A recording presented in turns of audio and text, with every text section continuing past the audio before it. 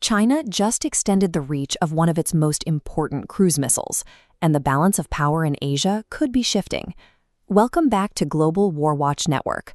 I'm Host 2, here with Host 1 to break down the latest defense tech shaping our world. Before we get into today's breakdown, make sure you hit that subscribe button to stay updated with our deep dives. The focus today is the CJ-10 land attack cruise missile. Recently, China successfully upgraded its range. Instead of maxing out around 1,500 kilometers, this weapon can now travel between 2,000 and 2,500 kilometers. When you stretch that firing radius out to 2,500 kilometers, locations that were previously out of reach now sit inside the strike zone. This puts Guam, Hawaii, Taiwan, and Japan all within distance, along with critical military infrastructure inside India. And it's difficult to track. The missile flies low to the ground to stay hidden beneath an enemy radar's line of sight. At the same time, it relies on multiple satellite networks to navigate, making it resistant to electronic signal jamming. This range increase forces a restructuring of regional defenses. Logistics hubs and air bases that were once considered safe distances from the front lines are now vulnerable to precision strikes. The threat isn't just the missile itself, but the sheer variety of platforms it can be fired from, a concept known as a multi-domain strategy. First, you have the land domain. These are road mobile transport trucks, coated in digital camouflage, operating deep within China's interior.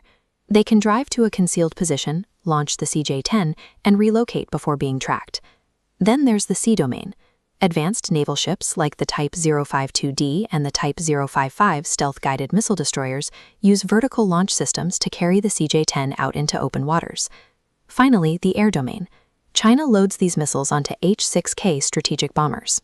A bomber can fly thousands of kilometers out over the ocean before it drops the missile, extending the weapon's reach far beyond China's coast.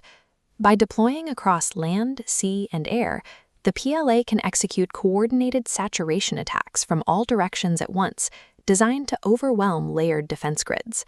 This chart compares the upgraded CJ-10 to its most direct peers, the US Tomahawk and the Russian Caliber.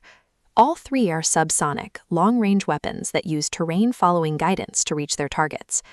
The major difference is combat experience. While the Tomahawk has been a staple of US operations for decades, the CJ-10 currently lacks a real-world, battle-tested performance record. However, the CJ-10 is specifically integrated into China's regional targeting networks. It is wired into a domestic satellite ecosystem designed to keep foreign navies from intervening in the Indo-Pacific. So while the raw specs mirror a Tomahawk, the purpose is specialized. The CJ-10 is a tool for regional denial, intended to increase the cost of any external military intervention. This range extension creates a specific problem for India. Currently, the Indian military has limited long-range air power capable of hitting Chinese installations. As this map shows, Chinese deployments in Chengdu can strike Indian targets as far away as Taiwan. In response, New Delhi is accelerating its own missile programs. They are currently testing the Nirbhay, a subsonic missile with a 1,000-kilometer range, to give their military a dedicated land attack capability. Simultaneously, they are upgrading their existing systems. India has extended the range of the supersonic BrahMos to 500 kilometers to push back against China's pressure along the border. For India, relying on border defense alone is no longer enough. Military planners now see matching China's long-range strike capability as a critical priority for regional deterrence. The United States is also facing new risks to its forward-deployed assets. Strategic bombers and aircraft sitting on the runways in Guam are now sitting within the updated strike range of Chinese land-based launchers. To defend these assets, the U.S. is installing 360-degree AN/TPY-6 radars and adapting the Aegis defense system to operate on Guam's difficult terrain, all scheduled to be in place by late 2024. The extension of the CJ-10's range means that forward bases and logistics hubs across the Indo-Pacific now face a threat that previously could not reach them.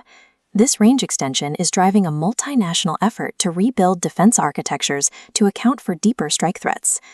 Thank you everyone for your time and participation today. Please like, share, and subscribe to Global War Watch Network. We'd love to hear your thoughts, so share in the comments and join us on social media. The links are in the description.